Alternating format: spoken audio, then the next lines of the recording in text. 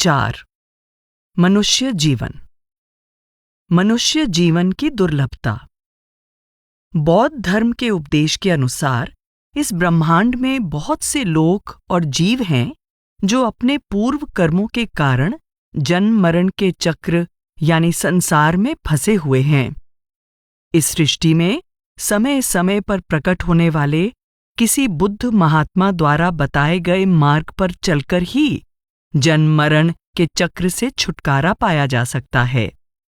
किसी बुद्ध महात्मा के संपर्क में आए बिना कोई जीव किसी भी अस्थायी दिव्य मंडल में एक लंबे समय तक आनंदपूर्ण निवास कर सुख तो भोग सकता है, किंतु वह जन्म मरण के संकटपूर्ण चक्र से सदा के लिए छुटकारा नहीं पा सकता। बौद्ध धर्म में वर्णित ब्रह्मांड में जीवन के अनेक रूपों में मानव जीवन एक दुर्लभ और अमूल्य वरदान है। यह हमें इसलिए दिया जाता है ताकि हम जन्म मरण के चक्र से छुटकारा पाने के लिए प्रयास कर सकें। किसी अन्य योनि में मुक्ति के लिए प्रयास करने और इसे प्राप्त करने का विधान नहीं है। मनुष्य जीवन की सीमित अवधि में ही हम अपना भविष्य संवार सकते हैं या बिगाड़ सकते हैं। जैसा कि महात्मा बुद्ध ने स्पष्ट किया है, हमें इस अमूल्य अवसर को व्यर्थ नहीं गंवाना चाहिए। महात्मा बुद्ध एक उपमा देकर समझाते हैं कि मनुष्य जीवन अत्यंत दुर्लभ है। हे भिक्षुओं, मान लो कोई व्यक्ति विशाल समुद्र में हल में जोते जाने वाला जुआ फेंकता है जिसका एक ही छेद है।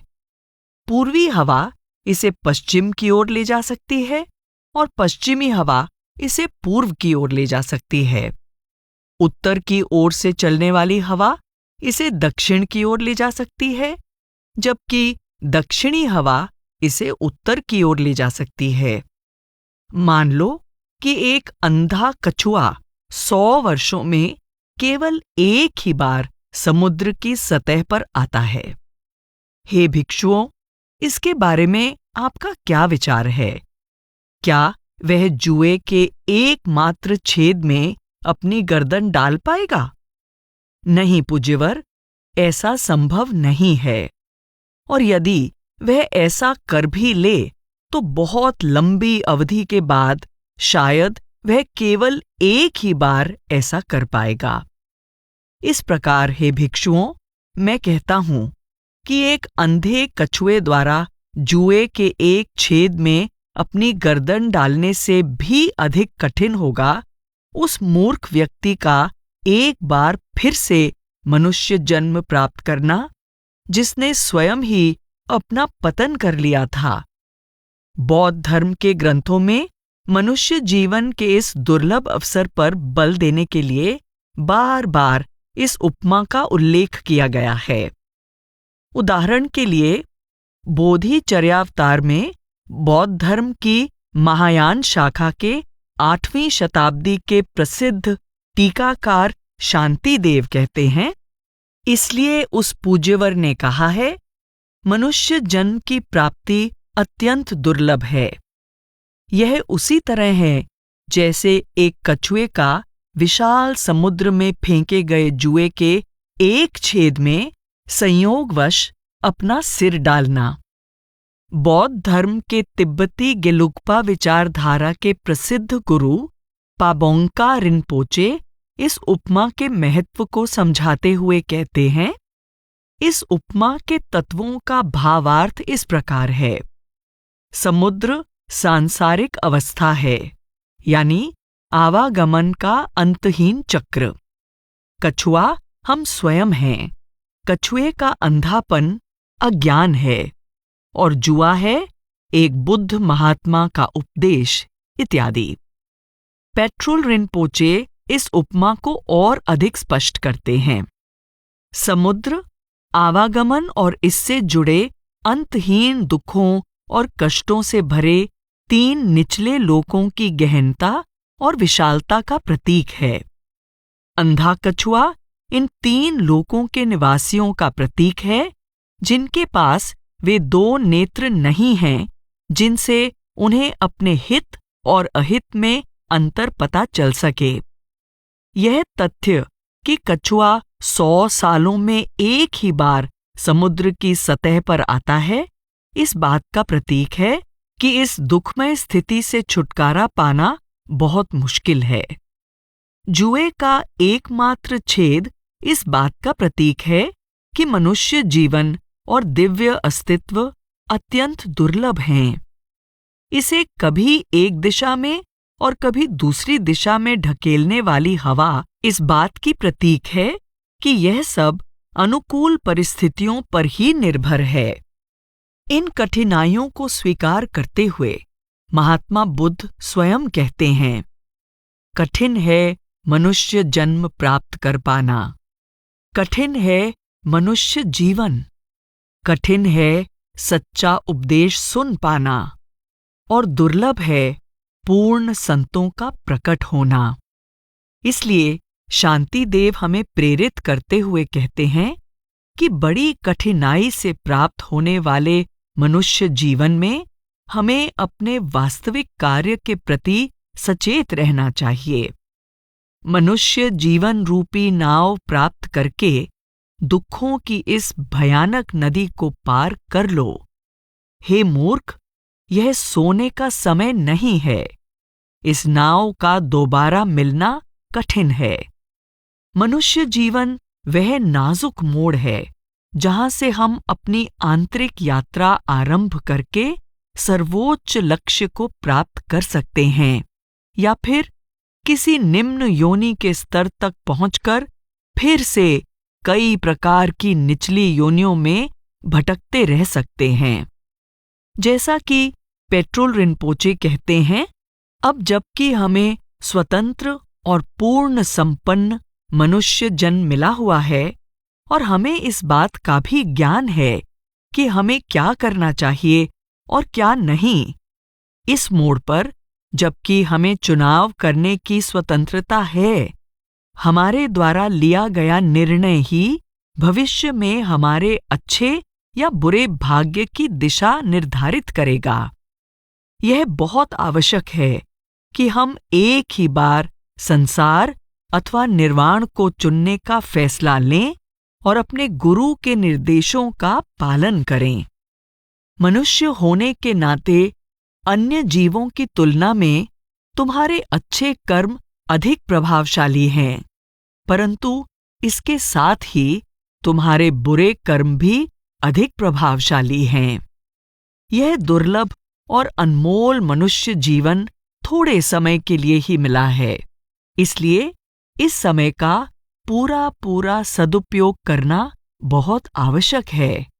पाबोंगका रिनपोचे हमें समझाते हैं, मनुष्य जन्म का यह दुर्लभ अवसर चिंतामणि से भी अधिक मूल्यवान है।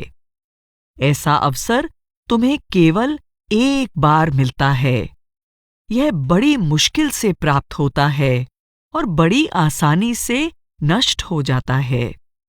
यह आकाश में चमकने वाली बिजली की कौंध के समान है। ज़ेन गुरु र्योकन ने भी अपने समय के असावधान बौद्ध धर्माधिकारियों को चेतावनी देते हुए कहा, तीनों लोक अस्थायी निवास स्थान हैं और मनुष्य जीवन प्रभात की ओस के समान क्षणिक है। एक अच्छा अवसर आसानी से हाथ से निकल जाता है और सच्चा उपदेश प्राप्त होना बहुत दुर्लभ है। तुम्हें नए सिरे से शुरुआत करनी होगी। इस बात की प्रतीक्षा मत करो कि मैं तुमसे फिर कहूंगा और तुम्हारी सहायता करूंगा। अभी मैं गंभीरता से तुम्हें निवेदन कर रहा हूं, परंतु ऐसा आग्रह करना मुझे अच्छा नहीं लगता। मैं चाहता हूं कि आज से ही तुम ध्यानपूर्वक सोच विचार करो और अपने तौर तरीके बदलो। हे बुद्ध के उत्तराधिकारियों, खूब परिश्रम करो ताकि तुम्हें कोई पछतावा न रहे। सब कुछ मनुष्य शरीर के ही भीतर। बुद्ध के उपदेश की तुलना एक ऐसी नदी से की जा सकती है जिसमें से कई छोटी छोटी नदियां निकलती हैं और बहते बहते समय तथा स्थान की मिट्टी के अनुरूप रंगत ले लेती हैं। वर्तमान समय तक पहुंचते पहुंचते बौद्ध धर्म ने अनेक धाराएं और स्वरूप ग्रहण कर लिए हैं। ये धाराएं एक दूसरे से कितनी भी अलग क्यों न लगें, परंतु इनके मूल उपदेश के आधारभूत तत्व एक समान हैं। उदाहरण के लिए, अपने भीतर की गहराई में बैठने की विधि, जिसे समाधि कहते हैं, बौद्ध धर्म का केंद्रीय विषय है और इसकी सभी धाराओं में इस विधि का वर्णन है। बौद्ध धर्म में आध्यात्मिक अभ्यास इसीलिए किया जाता है कि सीधे निजी अनुभव द्वारा परम सत्य का ज्ञान प्राप्त किया जा सके। जिस परम सत्य का ज्ञान महात्मा बुद्ध ने दिया, उसे निजी अभ्यास के बिना समझा ही नहीं जा सकता। इसका उद्देश्य स्वयं अपने आप को जानना है और अंततः, जैसा कि ज़ेन गुरु शुनरु सुजुकी कहते हैं, अपने आप को भूल जाना है। अंतर्मुखी साधना द्वारा अपने भीतर जाकर ही आध्यात्मिक ज्ञान और हर प्रकार की शक्ति को प्राप्त किया जा सकता है। जो भी प्राप्त करने योग्य है, हमारे अपने भीतर ही है। इसलिए बौद्ध धर्म में आंतरिक मार्ग पर बहुत अधिक बल दिया गया है। सभी जानते हैं कि महात्मा बुद्ध ने गहन साधना द्वारा संबोधि प्राप्त की और उन्होंने यह घोषणा भी की कि जिस गहन सत्य की खोज उन्होंने की है, विवेकशील मनुष्य केवल व्यक्तिगत रूप से ही उसका साक्षात्कार कर सकते हैं। इस विषय को और अधिक स्पष्ट करते हुए महात्मा बुद्ध कहते हैं, मैं तुम्हारे सामने यह रहस्य प्रकट करता हूं कि यह शरीर जो नाशवान है और 6 फुट से अधिक लंबा नहीं है, इसी के भीतर संपूर्ण जगत समाया हुआ है। इस जगत का आदि भी इसी में है और अंत भी। इसी प्रकार वह मार्ग भी इसी शरीर के भीतर है, जो इस संसार के आवागमन के चक्र को समाप्त करता है। इस बात का संकेत देते हुए कि चेतना का अंतरंग मंडल मन, चित्त तथा विज्ञान की पहुंच से परे है, महायान शाखा के प्रसिद्ध धर्म ग्रंथ लंकावतार सूत्र में कहा गया है, चित्त, मन और विज्ञान से परे जाने पर ही ज्ञान प्राप्त होता है, जैसा कि तुम कर रहे हो। तुम्हें अंतर्मुखी होना चाहिए। दृश्यमान जगत के पदार्थों के बाहरी नाम और रूप से मोह नहीं रखना चाहिए। समकालीन जापानी विरक्त कवि र्योकन ने भी इन काव्य पंक्तियों में आंतरिक चेतन शक्ति का वर्णन किया है। भले ही आप इतनी पुस्तकें पढ़ लें जितने कि गंगा के रेत कण हैं, फिर भी यह सारा ज्ञान ज़ेन की एक काव्य पंक्ति में निहित वास्तविक ज्ञान के बराबर नहीं है। यदि आप बौद्ध धर्म का रहस्य जानना चाहते हैं, तो वह यह है, सब कुछ आपके हृदय में है। ज़ेन गुरु मूसो काकुशी भी स्पष्ट करते हैं, मनुष्य के भीतर महान शक्ति का विशाल भंडार छिपा हुआ है, परंतु स्वभाववश कार्यरत रहने के कारण हमारी चेतन शक्ति सीमित बनी रहती है, जिसके कारण इस शक्ति के विशाल भंडार से हम अनजान बने रहते हैं। सभी तृष्णाओं को त्याग देने के सुझाव का यह अर्थ नहीं है कि तृष्णाओं का त्यागना ही हमारा लक्ष्य है। यह तो अपने आप पर खुद लगाई गई सीमाओं को तोड़ने और इस शक्ति के अनंत खजाने को प्राप्त करने का साधन है। शक्ति का यह अनंत खजाना मनुष्य शरीर के भीतर है, इसलिए इसे अनमोल माना जाता है। बौद्ध धर्म की वज्रयान शाखा के आरंभिक काल के श्रेष्ठ गुरु सरह इस बात पर बल देते हैं कि समस्त आध्यात्मिक ज्ञान इस शरीर के भीतर ही है और इसे अपने अंतर में ही पाया जा सकता है।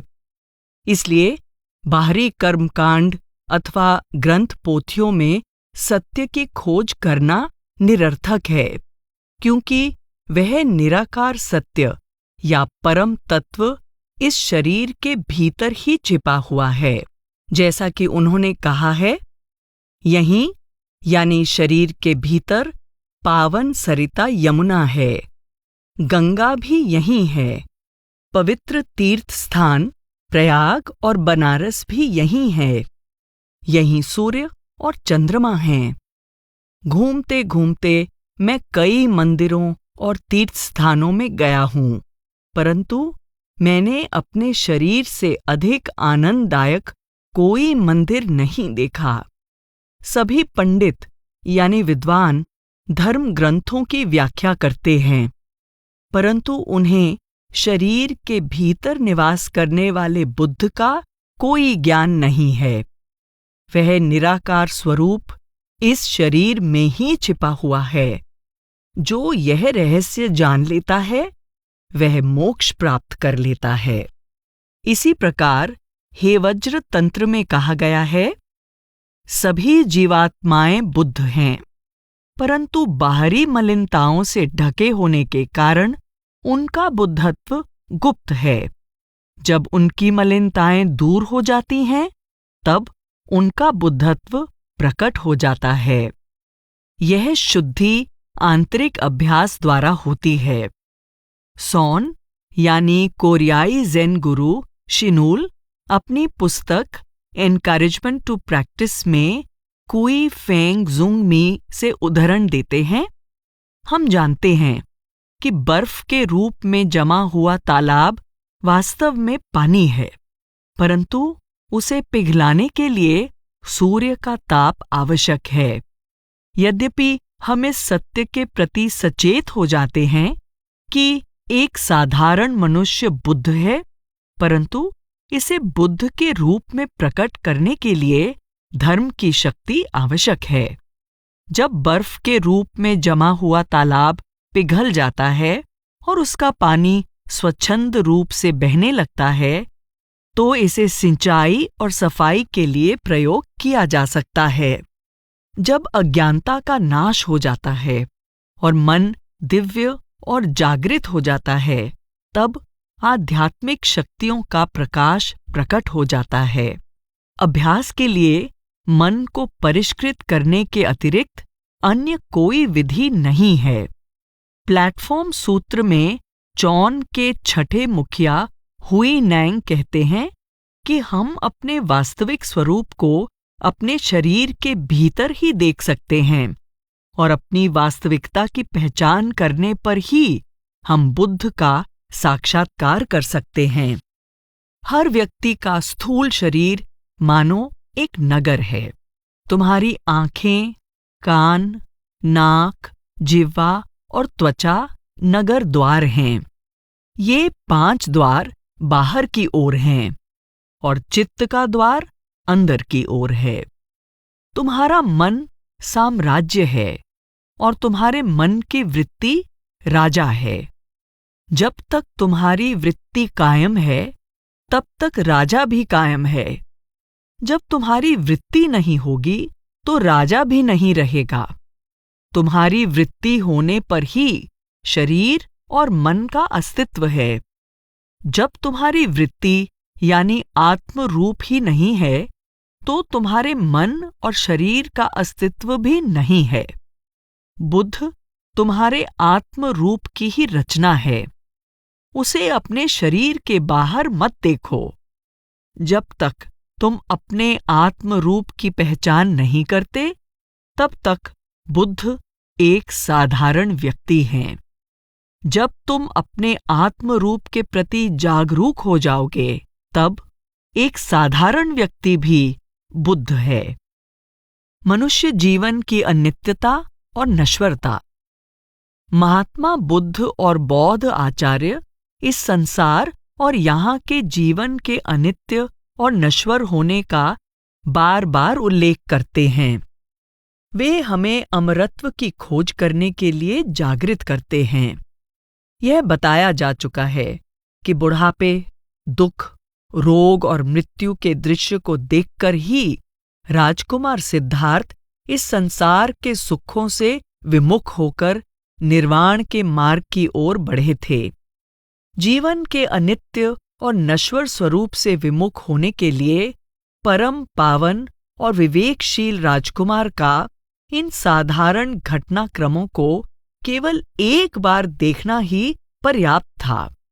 इन दृश्यों को देखकर राजकुमार ने तुरंत अमरत्व की उस अवस्था की खोज करने का दृढ़ संकल्प कर लिया जो परिवर्तन, ह्रास और विनाश से परे हैं। भले ही हमारा मनुष्य जीवन दुर्लभ और अनमोल है और मनुष्य में अपार सामर्थ्य है, किंतु मनुष्य का जीवन काल अल्प और क्षणभंगुर है। अतः अपना सीमित समय व्यर्थ के कार्यों में गंवाकर हम अपने साथ बहुत बड़ा अन्याय कर रहे हैं। चूंकि जीवन इतना अनिश्चित है, इसलिए यह सोचना हमारी भारी भूल है कि बुढ़ापा और मृत्यु अभी बहुत दूर हैं और हम कुछ पलों के इस छोटे से जीवन को व्यर्थ के टाल-मटोल और आलस में गुजार सकते हैं। महात्मा बुद्ध हमारे सामने जीवन का कड़वा सच प्रस्तुत करते हैं और हमें चेतावनी देते हैं कि इस अनित्य जगत में हमें अपने वास्तविक कार्य के प्रति सचेत रहना चाहिए। अफसोस, थोड़े समय में ही यह शरीर इस पृथ्वी पर पड़ा होगा, घृणित, निर्जीव और बेकार, जली हुई लकड़ी के समान। जीवन के फूलों जैसे आनंद का उपभोग करते हुए मनुष्य का मन भ्रमित हो जाता है और अभी विषय भोगों से मन भरा भी नहीं होता कि मृत्यु आ घेरती है। इस शरीर को फेन के समान जानकर, इसे एक मृग मरीचिका समझकर मनुष्य को मार यानी प्रलोभक के आकर्षक जाल को तोड़कर यमराज की पहुंच से परे चले जाना चाहिए। वे फिर कहते हैं, यह शरीर जर्जर है, यह रोगों का घर है और बहुत दुर्बल है। यह निकृष्ट देह नष्ट हो जाती है। जीवन का अंत वास्तव में मृत्यु ही है। समस्त रचना अनित्य है। प्रज्ञा द्वारा जब मनुष्य यह जान जाता है तो वह दुखों से ऊपर उठ जाता है। यही विशुद्धि का मार्ग है। आज का काम कल पर छोड़ने की आदत और सांसारिक रिश्ते नातों के प्रति हमारे अनावश्यक मोह की ओर ध्यान दिलाते हुए बोधि चर्यावतार में शांति देव कहते हैं, यह सोचकर कि मृत्यु आज तो नहीं आएगी, आराम से बैठे रहना उचित नहीं है। वह समय अवश्य आएगा जब मैं यहां नहीं रहूंगा। इस संसार के लोगों, परिवारजनों और परिचितों को त्याग कर तथा सभी मित्रों और शत्रुओं को छोड़कर मैं अकेला कहीं और चला जाऊंगा। फिर मेरा किसी से क्या लेना देना है। यहां कई धनवान हुए हैं और बहुतों ने प्रसिद्धि प्राप्त की है, किंतु अपार धन और प्रसिद्धि प्राप्त करने पर भी कोई नहीं जानता कि वे कहाँ चले गए। यह रूपक देते हुए कि यह संसार एक सराय है जिसमें लोग रात भर के लिए मिलते हैं और सुबह होते ही अपने अपने रास्ते चल पड़ते हैं, शांति देव समझाते हैं कि वास्तव में कोई किसी का नहीं है।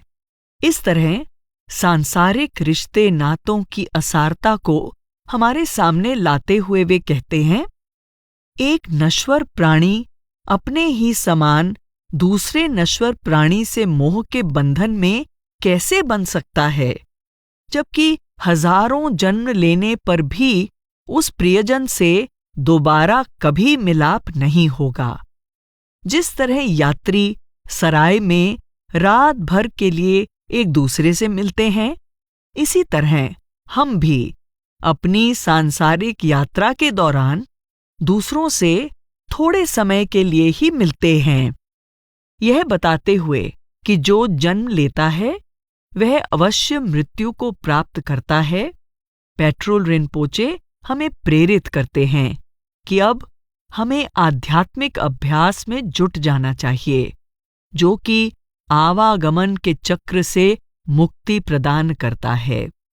वे हमें चेतावनी देते हैं, इस संसार में जिसने एक बार जन्म ले लिया वह अवश्य मृत्यु को प्राप्त होगा, परंतु हमारी मृत्यु कैसे, क्यों, कब और कहाँ होगी, इसे पहले से कोई नहीं बता सकता। इसलिए वे हमसे आग्रह करते हैं, इसी क्षण से आलस्य और टाल मटोल की आदत को छोड़ दो। इस जगत की नश्वरता पर ध्यानपूर्वक विचार करो और सोचो कि सच्चे धर्म का अभ्यास करना कितना आवश्यक है, क्योंकि मृत्यु के समय केवल सच्चा धर्म ही हमारा सहायक हो सकता है।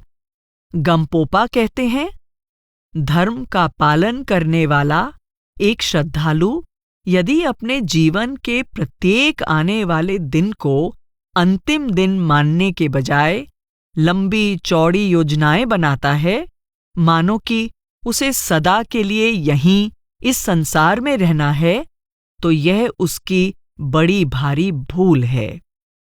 मनुष्य जीवन की सार्थकता। महात्मा बुद्ध उपदेश देते हैं कि मनुष्य जीवन में अपार सामर्थ्य है। अब यह हम पर निर्भर करता है कि हम इस सामर्थ्य को पहचानकर इसे विकसित करके अमरत्व प्राप्त करने के लिए इसका उपयोग करें, जो इस जीवन का लक्ष्य है, या फिर इसके महत्व को अनदेखा करते हुए इसका दुरुपयोग करें, पतन के मार्ग की ओर बढ़कर आवागमन के चक्र में जकड़े रहें और इस अनमोल जीवन को व्यर्थ गंवा दें।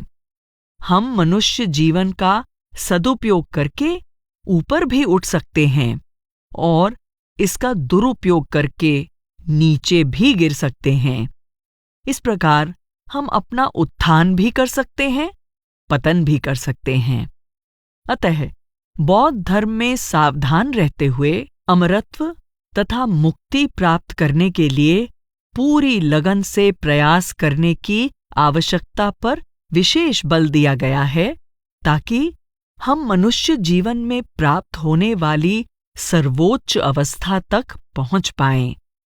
हमेशा सावधान रहने और अमरत्व की ओर ले जाने वाले पवित्र धर्म के मार्ग पर उचित प्रयत्न के साथ चलने के महत्व को बताते हुए महात्मा बुद्ध कहते हैं, सावधानी मनुष्य को अमरत्व की ओर ले जाती है, असावधानी मनुष्य को मृत्यु की ओर ले जाती है। जो सचेत हैं वे मृत्यु को प्राप्त नहीं होते, जो लापरवाह हैं वे पहले से ही मृतक के समान हैं। उस व्यक्ति के जीवन का एक दिन जो अमरत्व प्राप्त करने के लिए साधनारत है, किसी दूसरे व्यक्ति के 100 वर्षों के जीवन से भी श्रेष्ठ है, जो अमरत्व प्राप्त करने के लिए कोई प्रयास नहीं करता। परम सत्य को जाने बिना बिताए गए 100 वर्षों के जीवन से कहीं श्रेष्ठ है मात्र वह एक दिन जो पावन धम्म का ज्ञान प्राप्त करने में बिताया जाए। मनुष्य को अपने उत्थान के लिए जल्दी करनी चाहिए और अपने विचारों को पाप मुक्त रखना चाहिए। यह हम पर निर्भर है कि सांसारिक लाभों के पीछे दौड़ते रहें या निर्वाण की आनंदमयी अवस्था को प्राप्त करने के लिए परिश्रम करें। इसीलिए महात्मा बुद्ध ने यह स्पष्ट किया है कि एक शिष्य को इस संसार में कैसे रहना चाहिए, हमारा आने वाला जन्म कैसा होगा, या फिर हम जन्म मरण के चक्र से पूर्ण रूप से मुक्त हो सकते हैं या नहीं, यह सब इस बात पर निर्भर करता है कि हमने इस मनुष्य जन्म का किस हद तक सदुपयोग या दुरुपयोग किया है। जैसा कि महात्मा बुद्ध कहते हैं, एक मार्ग सांसारिक लाभ की ओर ले जाता है और दूसरा निब्बान प्राप्ति की ओर। यह जानकर परमार्थ की चाह रखने वाले बुद्ध के शिष्य को चाहिए कि वह दूसरों से मान सम्मान की चाह न रखे, बल्कि अपनी प्रज्ञा को विकसित करने का प्रयास करे। कुछ जीवों को दूसरा गर्भवास धारण करना पड़ता है, जबकि पापी मनुष्य नरक में जाते हैं। भले मनुष्यों को स्वर्ग प्राप्त होता है और जो सांसारिक इच्छाओं से मुक्त हैं, वे निब्बान की प्राप्ति करते हैं। एक बुद्ध महात्मा या सच्चे गुरु के शिष्यों को प्रयास करने के साथ साथ जो दया मिलती है, उस संदर्भ में यहाँ एक महत्वपूर्ण विषय की ओर ध्यान देना आवश्यक है। यह समझे बिना कि प्रयास और दया दोनों आवश्यक हैं, जब हम इन दोनों में से केवल एक पर ही पूरी तरह निर्भर रहते हैं, तो हताशा और निराशा ही हमारे हाथ आती है। जो यह सोचते हैं कि एक आध्यात्मिक गुरु की दया और मार्गदर्शन के बिना केवल मात्र अपने प्रयासों से ही वे आंतरिक यात्रा का जटिल और दुर्गम मार्ग पार कर लेंगे, वे मानो दो धारी तलवार पर चल रहे हैं। किसी अनुभवी मार्गदर्शक के मार्गदर्शन और सहारे के बिना इस मनुष्य शरीर और मन की सीमित शक्ति के साथ यह यात्रा करना असंभव है। यह तलवार की एक धार है। जिज्ञासुओं को निश्चित रूप से चुनौतियों और भयंकर प्रलोभनों का सामना करना पड़ेगा और मन की भूल भुलैया में उलझकर उनके लिए मार्ग की खोज करना असंभव हो जाएगा। तलवार की दूसरी धार है अहंकार के बढ़ने का खतरा। सूक्ष्म किंतु अत्यंत प्रबल अहंकार उस समय जागृत होता है जब मनुष्य पूरी तरह अपने ही प्रयासों पर भरोसा करता है। मैं और मेरी का भाव अपने आप में ही आध्यात्मिक सफलता प्राप्त करने के लिए बहुत बड़ी बाधा है, पर वह जिज्ञासु इन सभी चुनौतियों पर विजय प्राप्त कर लेता है जो केवल निरंतर प्रयास ही नहीं करता, बल्कि एक ज्ञान संपन्न गुरु की दया और मार्गदर्शन पर भी भरोसा करता है। उचित प्रयास करने के लिए हमें मन को उस अवस्था में लाना चाहिए जिसे बोधि चित्त कहते हैं। बोधि चित्त का अर्थ है वह चित्त जिसमें पूर्ण ज्ञान यानी बोधि प्राप्त करने की प्रबल इच्छा और दृढ़ संकल्प हो। बोधि चित्त की बदलाव लाने वाली शक्ति के बारे में बात करते हुए शांति देव कहते हैं, दृढ़ संकल्प से बोधि चित्त के रसायन को ग्रहण करो। यह तुम्हारी दूषित अवस्था को जिन के अनमोल स्वरूप में बदल देगा जो अजेय है।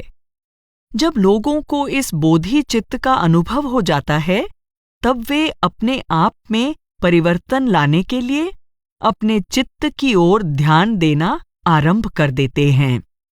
शांति देव आगे कहते हैं कि संसार से बुराई को समूल नष्ट करने में सफल होना बहुत कठिन है, परंतु लोग अपने मन में अच्छाई को विकसित करके अपना बचाव कर सकते हैं। खुद को बचाने का यही एकमात्र उपाय है।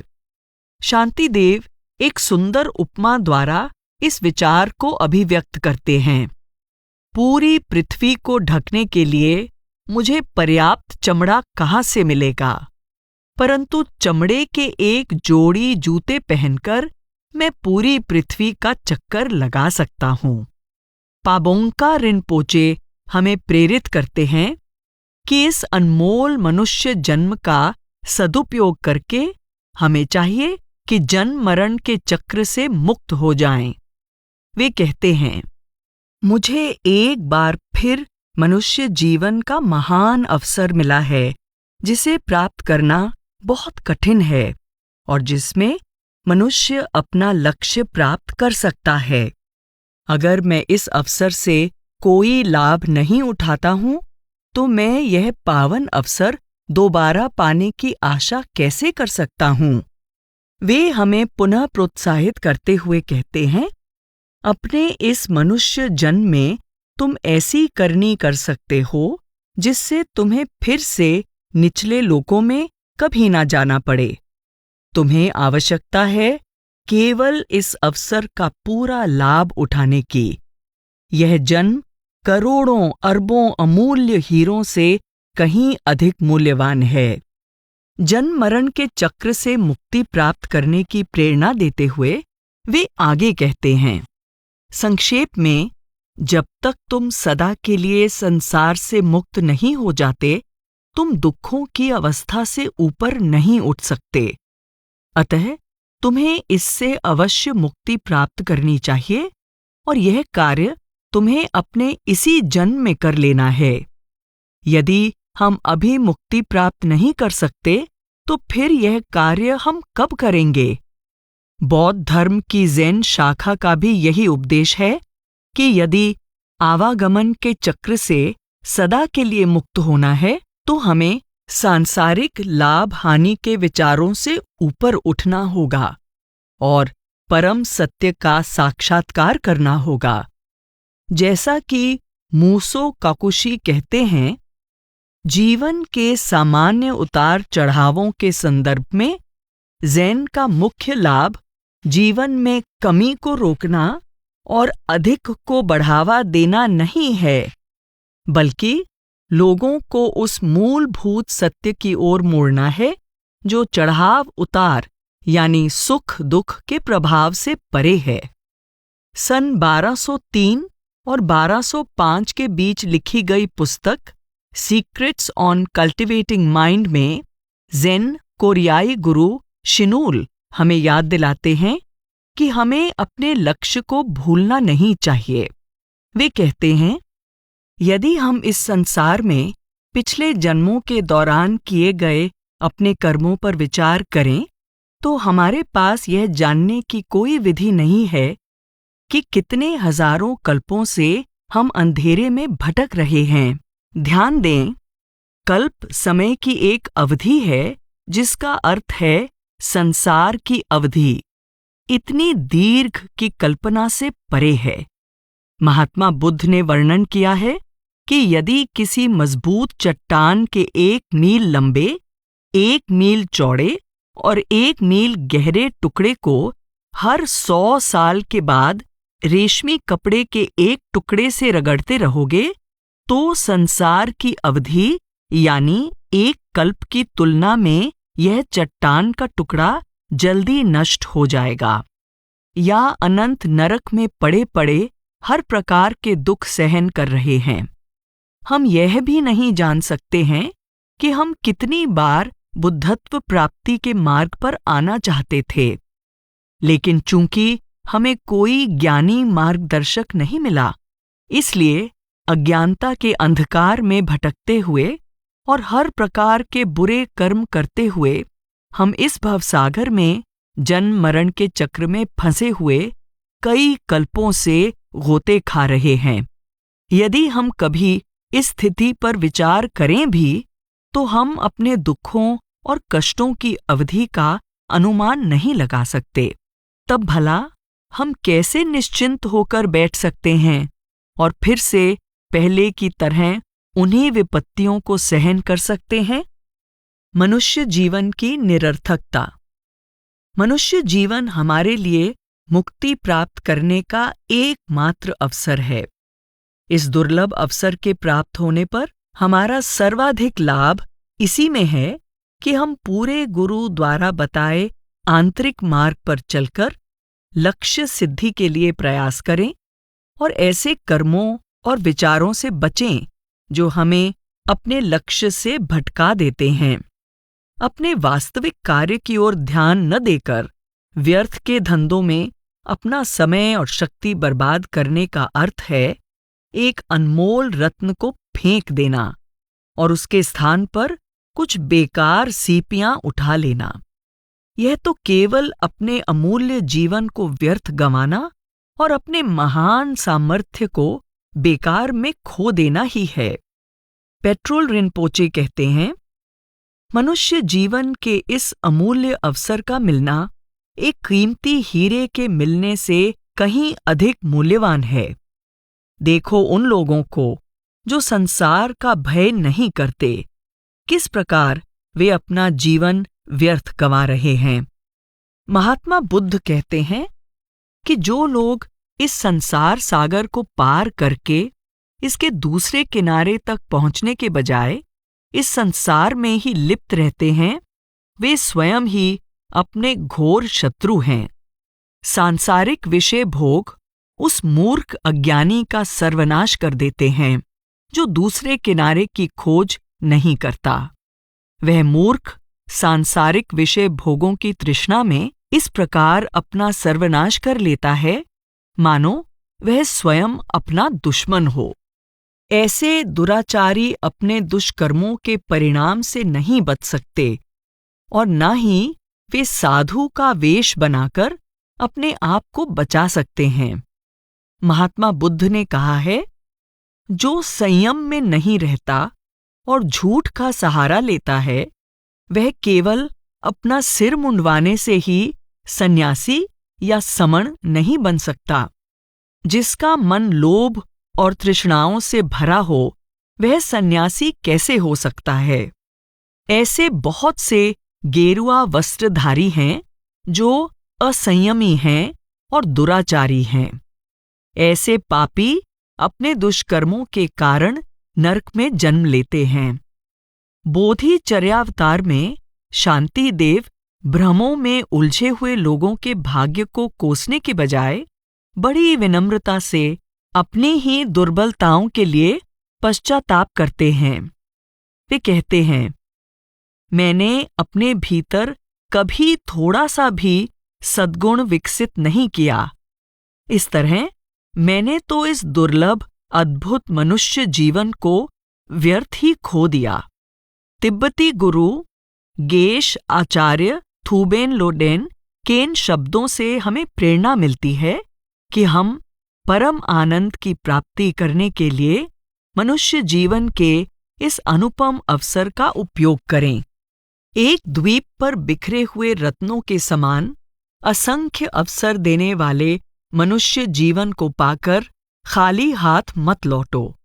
इस अवसर का सदुपयोग करके मृत्यु से पहले कुछ अनमोल खजाना इकट्ठा कर लो, ताकि तुम्हें परम आनंद और परम ज्ञान की प्राप्ति हो सके। अपने अवसर को व्यर्थ मत गंवाओ और ऋण का बोझ मत बढ़ाओ, क्योंकि भविष्य में फिर से मनुष्य जन्म का मिलना बहुत कठिन है। यदि तुम धर्म का अभ्यास और आंतरिक साधना करना चाहते हो, तो शुरुआत करने का यही उचित समय है। टाल मटोल करने से तुम्हारी आत्मिक उन्नति में बहुत सी बाधाएं आएंगी। तुम अपने मन के बहकावे में पड़कर असंख्य भ्रमों में फंसे रह जाओगे और साथ ही खुद को यह सांत्वना देते रहोगे, मैं बाद में भी किसी समय अंतर्मुखी अभ्यास कर सकता हूँ।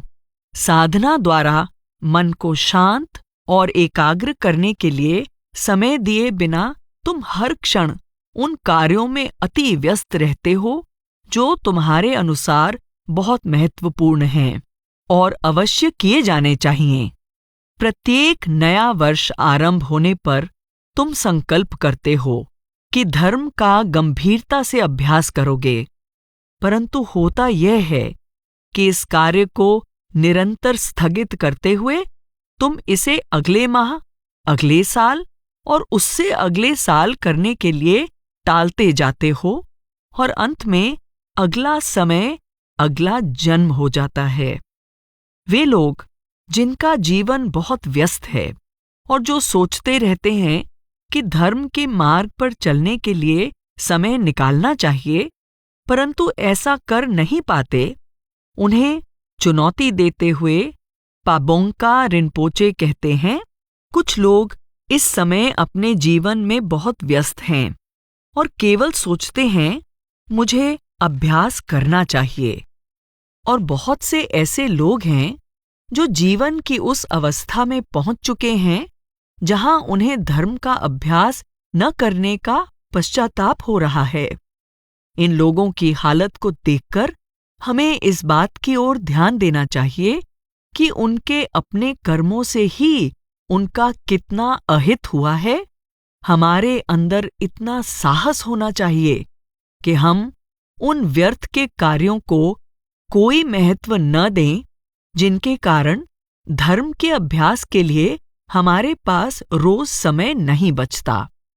उसके पहले कि मृत्यु के देवता यमराज हमारा द्वार खटखटाएं, हमें धर्म का अधिक से अधिक अभ्यास कर लेना चाहिए।